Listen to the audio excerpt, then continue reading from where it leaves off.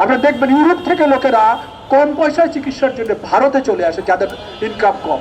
আগের সরকার থাকলে এটা হতো না, হতো কি হতো না এটা তো বলতে পারবো না, কিন্তু যে জিনিসটা বলতে পারি সেটা হলো শেখ হাসিনার সময় কিন্তু আমরা লিস্ট ডেভেলপ কান্ট্রি থেকে আপনার এটাকে স্বল্পোন্নত দেশে যাওয়া, স্বল্পোন্নত দেশ থেকে উন্নয়নশীল দেশে যাওয়ার জন্য তারা কিন্তু একটা পরিকল্পনা করেছে, যেটাকে তারা বলছে কি এলডিসি গ্রাজুয়েশন।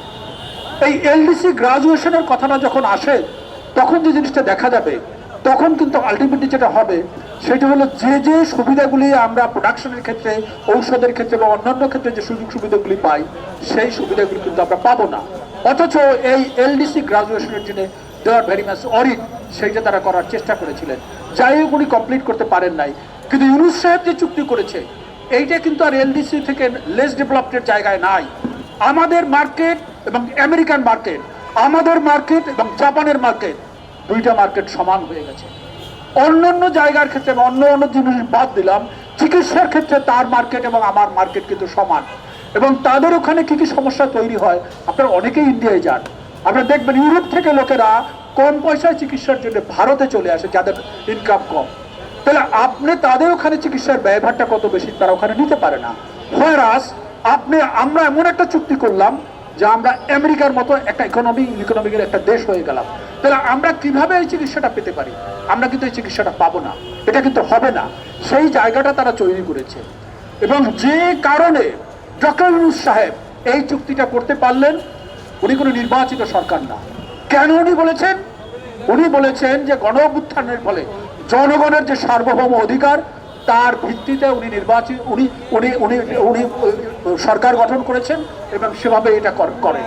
আমরা খুব পরিষ্কারভাবে যেটা বলতে চাই, আমরা পরিষ্কার যে কথা বলতে চাই, এখানে আমরা যারা বলতেছি আমরা জনগণের অংশ এবং অভ্যুত্থানের সাথে আমরাও ছিলাম।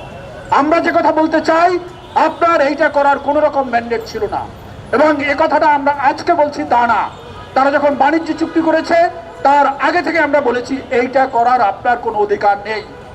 তদ্রুপ ভাবে এই যে চুক্তি করেছে এটারও আমরা বিরোধিতা করেছি। আমরা বলেছি আমাদের আওয়াজটা তো ছোট ভাই, আমাদের আওয়াজটা তো সরকারের আওয়াজের মতো অত বড় আওয়াজ না। আমরা কথাটা বলেছি। এখন আপনারা আমাদের সকলের কাজ, যদি যে কথাটা একটু আগে মাহতাব এবং অন্যান্য বন্ধুরা যে কথাটা বলেছে, খুব পরিষ্কার কথা, আমার দেশ থেকে আমি আপনার রাশিয়া থেকে তেল কিনবো কি কিনবো না, এইটা আর একজনের কাছ থেকে যদি আপনাকে অনুমোদন নিতে হয়, তাহলে আমার স্বাধীনতা আছে কি নাই এই প্রশ্নটা সামনে চলে আসবে। আর আমার স্বাধীনতার প্রশ্নটা যখন থেকে গেছে, তখন কোনো চুক্তি, কোনো পার্লামেন্ট, কোনো আইন, কোনো কিছু আমরা মানব না, কোনো চুক্তি, কোনো কিছু আমরা মানব না। আমাদের খুব পরিষ্কার কথা, এই চুক্তি আমরা মানি না, এই চুক্তি আমরা প্রত্যাখ্যান করি। যে চুক্তি আমার চিকিৎসার অধিকার কেড়ে নেয় সেই চুক্তি আমি মানি না। সকলকে ধন্যবাদ।